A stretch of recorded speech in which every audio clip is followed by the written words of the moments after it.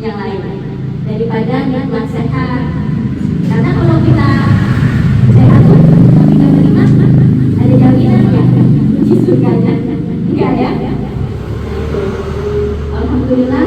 Apalagi kalau yang kita sudah dilahirkan dari orang tua yang sudah beriman juga, kemudian kita lahir beriman dan sampai akhir hayat kita tetap bertauhid la ilaha illallah. Itu adalah rezeki yang luar biasa.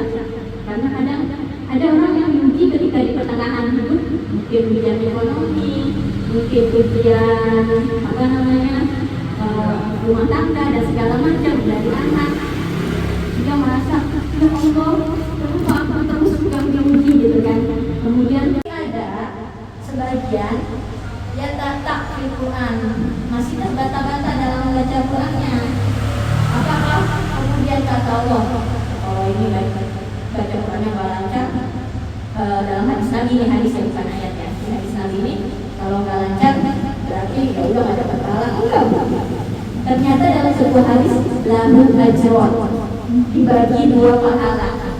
Jadi nggak ada yang rugi kalau kita lancar bersama malaikat, kalau kita belum lancar mendapat 2 pahala. Karena apa? Dengan kesulitannya sudah berusaha. Jadi berusaha dengan sesuai kemampuannya. Saya pahami karena ibu-ibu bukan anak-anak yang kecil, yang kalau anak SD itu anak TK itu dia tuh beok. Apa yang kita ucapin udah rutin. Ya.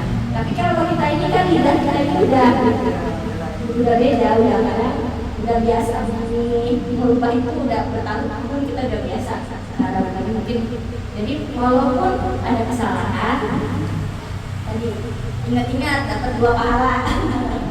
Jadi kesulitan kita akan mendapat 2 pahala gitu ya. Jadi yang masih terbata-bata akan mendapat 2 pahala. Insya Allah Allah itu tidak akan mengurangi ya keutamaan orang yang belajar. Ada orang yang cepat sekali hafal Quran.